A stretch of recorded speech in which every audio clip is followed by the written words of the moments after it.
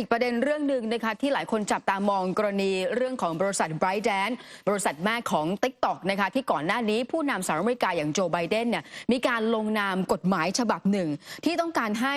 มีการบังคับให้ TikTok เนี่ยต้องขายกิจการในสหรัฐภายในเวลา 9 เดือนถึง 1 ปีไม่เช่นนั้นแอปพลิเคชัน TikTok นั้นจะไม่สามารถใช้งานได้ภายในสหรัฐอเมริกาแม้ว่าก่อนหน้านี้เนี่ยจะมีการรายงานว่าประเด็นสำคัญก็คือว่าเขาต้องการยุติการที่จีนเป็นเจ้าของแอปพลิเคชันนี้เนื่องจากปัญหาความมั่นคงแต่ไม่ต้องการที่จะแบน TikTok นะคะแม้ว่าจะไม่เคยออกมากล่าวอย่างชัดเจนว่าที่สุดแล้วเนี่ยเรื่องของเหตุผลเป็นเพราะอะไรแต่ว่าล่าสุดนี้ค่ะบริษัท ByteDance บริษัทแม่ของ TikTok นะคะมีการยื่นคำร้องต่อศาลรัฐบาลกลางของสหรัฐในการขัดขวาง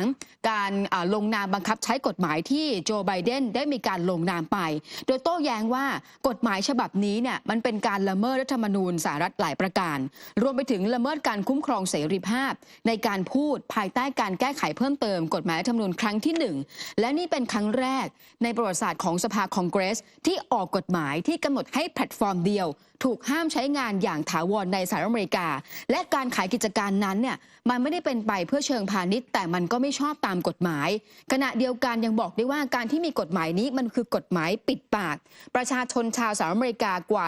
170 ล้านคนที่ใช้แพลตฟอร์มนี้ในการสื่อสารในรูปแบบอื่นๆนอกจากนี้นะคะทางการของจีนเนี่ยยังมีการขอให้ศาลอุทธรณ์นั้นขัดขวางไม่ให้นายเมริกกาแลนด์รัฐมนตรีกระทรวงยุติธรรมของสหรัฐอเมริกาใช้บังคับกฎหมายตัวนี้รวมไปถึงให้มีการออกมาตรการเยียวยาการคุ้มครองชั่วคราวด้วยค่ะคุณผู้ชมครับยังอยู่กันที่สหรัฐอเมริกานะครับล่าสุดนั้นมีการรายงานข่าวว่ารัฐบาลสหรัฐนั้นสั่งเพิกถอนใบอนุญาตซึ่งเปิดทางให้ Intel และก็ข่าวคอมนั้นยังคงสามารถส่งออกชิปสำหรับแล็ปท็อปและอุปกรณ์มือถืออื่นให้บริษัทหัวเว่ยเทคโนโลยีของจีนโดยคำสั่งนั้นมีผลบังคับใช้ทันทีนะครับผู้สื่อข่าวนั้นบอกว่า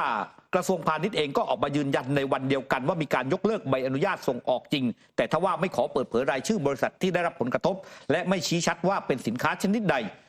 โฆษกของ Intel ยังปฏิเสธที่จะให้ความเห็นเกี่ยวกับเรื่องนี้เช่นเดียวกับทางด้านข่าวคอมที่ไม่ขอคอมเมนต์หรือว่าให้ความเห็นเกี่ยวกับเรื่องนี้ส่วนหัวเว่ยนั้นก็ยังไม่ได้ออกมาตอบคำถามกับสื่อมวลชนนะครับ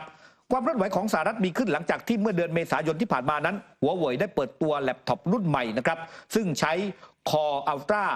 ร้าไนชิปรุ่นใหม่ของ Intel เป็นขุมพลังในการประมวลผลนะครับซึ่งการเปิดเผยของ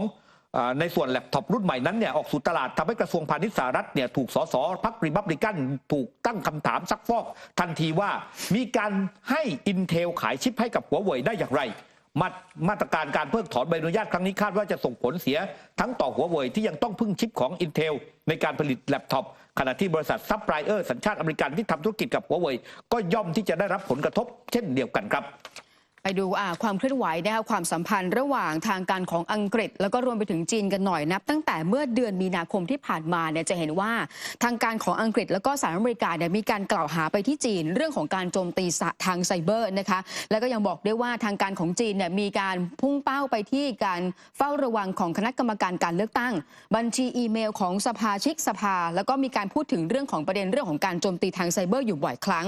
ทางด้านของรัฐมนตรีกลาโหมของสหราชอาณาจักรแกรนด์เชฟเนี่ยออกมาบอกว่าณวันนี้เองเนี่ยรัฐบาลของอังกฤษเองนั้นมีตัวบ่งชี้ถึงสัญญาณที่บอกเรื่องของการแฮ็กระบบบัญชีเงินเดือนไม่ว่าจะเป็นเรื่องของผู้ทำสัญญาชื่อรายละเอียดต่างๆที่อยู่ของทหารประจำการแม้ว่าจะไม่ได้มีการระบุชัดเจนนะคะว่าอังกฤษนั้นพูดถึงใครอย่างไรหรือพูดถึงจีนหรือไม่และก็บอกได้ว่าจากการสอบสวนเบื้องต้นเนี่ยพบว่าการดำเนินการต่างๆการโจมตีทางไซเบอร์นั้นมีการปกป้องเรื่องของข้อมูลรวมไปถึงหลังจากนี้ไปเนี่ยก็มีการปิดระบบให้เป็นออฟไลน์ด้วยหลังจากประเด็นเรื่องนี้ค่ะทำให้ทางการของจีนเนี่ยออกมาปฏิเสธข้อกล่าวหาแล้วก็มีการตอบโต้กลับไปนะมองว่าคำพูดของนักการเมืองชาวอังกฤษที่มีการกล่าวโทษเรื่องของการโจมตีทางไซเบอร์นั้นเป็นเรื่องไร้สาระอย่างยิ่งเนื่องจากว่าทางการจีนเองเนี่ยเขามีการต่อต้านมีการปราบปรามการโจมตีทางไซเบอร์มาโดยตลอดค่ะครับ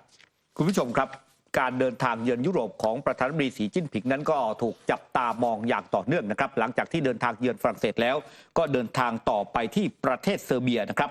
ซึ่งการเดินทางไปที่เซอร์เบียนั้นเนี่ยนะฮะก็ทางด้านประธานาธิบดีอเล็กซานดราวูซิตผู้นำเซอร์เบียนั้นให้การต้อนรับประธานาธิบดีสีจิ้นผิงกับภริยาที่กรุงเบลเกรดนะครับซึ่งนี่เป็นจุดหมายแห่งที่2นะครับในการเดินทางเยือนยุโรปของประธานาธิบดีสีจิ้นผิง ปัจจุบันนั้นจีนเนี่ยเป็นประเทศคู่ค้ารายใหญ่และรายสำคัญของเซอร์เบียนะครับมีมูลค่าการลงทุนเนี่ยเป็นอันดับ2รองจากเยอรมนีเท่านั้นจีนและเซอร์เบียนั้นลงนามร่วมกันในข้อตกลงการค้าเสรีหรือว่า FTA เมื่อเดือนตุลาคมปี 2566 ขณะเดียวกันนั้นภาคส่วนที่เกี่ยวข้องทั้ง2ประเทศลงนามร่วมกันในข้อตกลง2ฉบับเป็นการก่อสร้างถนนและก็ทางหลวงหลายสายมีระยะทางรวมกว่า 300 กิโลเมตรคิดเป็นวงเงินเกือบ 4,000 ล้านยูโรหรือว่าราวๆ 158,900 ล้านบาทด้วยกันนอกจากนั้นเนี่ยครับปรากฏว่าผู้นำจีนเองนั้นเนี่ยได้มีการให้สัมภาษณ์กับสื่อมวลชนนะครับเพราะว่าการเดินทางไปเยือนกรุงเบลเกรดในครั้งนี้เนี่ยก็เป็นช่วงที่ครบรอบ 25 ปี กรณีที่ทางด้านนาโต้เนี่ยครับได้มีการทิ้งระเบิดใส่สถานเอกอัครราชทูตจีนประจำยูโกสลาเวียเมื่อปี 2542 นะฮะตอนนั้นเนี่ยคือเขายังไม่ได้แยกออกมาเป็นเซอร์เบียตอนนั้นเป็นยูโกสลาเวีย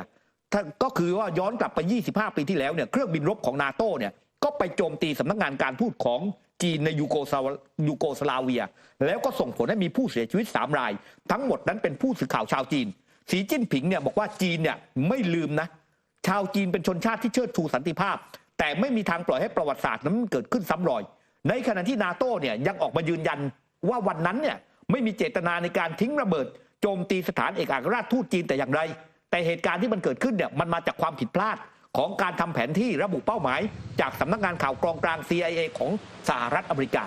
แต่เป็นเรื่องที่น่าสนใจมากนะครับคุณผู้ชมครับการเดินทางเยือนเซอร์เบียของประธานาธิบดีสีจิ้นผิงนั้นเนี่ยเมื่อสักครู่เนี่ยถ้าสังเกตสีหน้าสีตาของประธานาธิบดี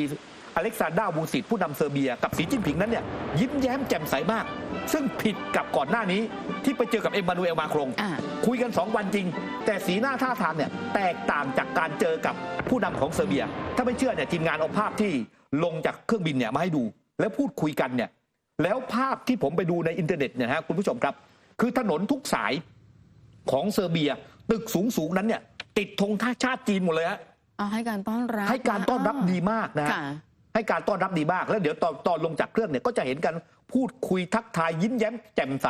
แตกต่างจากตอนที่ไปที่ฝรั่งเศสแล้ววันนี้เนี่ยครับคุณผู้ชมครับประธานาธิบดีสีจิ้นผิงเห็นไหมฮะซึ่งแตกต่างกันมากกับตอนที่เจอกับเอ็มมานูเอล มาครงนะฮะ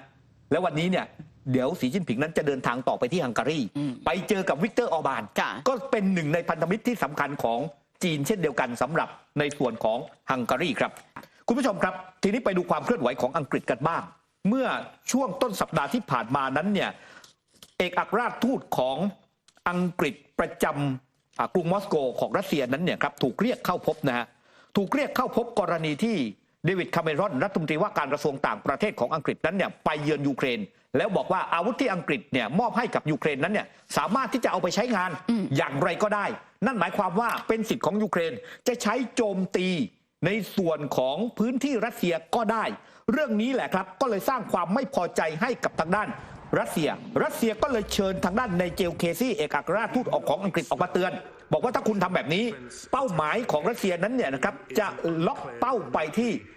ในส่วนของโครงสร้างทางทหารของอังกฤษไม่ว่าจะอยู่ในยูเครนหรืออยู่นอกยูเครนก็ตามล่าสุดครับปรากฏว่าอังกฤษนั้นก็มีการออกมาให้ข้อมูลโดยเจมส์ เคปเวอรี่นะครับคนนี้ฮะคุณผู้ชมเป็นรัฐมนตรีว่าการกระทรวงมหาดไทยของอังกฤษแถลงต่อที่ประชุมสภาสามัญครับบอกว่าตอนนี้เนี่ยพวกเขาเตรียมเนรเทศผู้ช่วยทูตฝ่ายทหารของรัสเซียเนื่องจากตรวจพบว่าบุคคลนี้เนี่ยเป็นสายลับให้กับข่าวกรองทางทหารของรัสเซียดังนั้นเนี่ยเดี๋ยวจะดำเนินการในการเนรทูตซึ่งสื่อมวลชนนั้นก็มองนะครับว่าสถานการณ์นี้เนี่ยนี่เป็นการตอบโต้ที่ทางด้านรัสเซียนั้นเนี่ยไปเรียกในเจลเคซี่เอกอัครราชทูตของอังกฤษเข้าพบเมื่อวันจันทร์ที่ผ่านมานั่นแหละครับนั่นก็เป็นการตอบโต้กันนะคะมาร่วมสนับสนุนท็อปนิวส์นำเสนอความจริงได้แล้ววันนี้เพียงกดปุ่ม Super Thanks แล้วเลือกจำนวนเงินตามที่ต้องการได้เลยครับขอบคุณครับ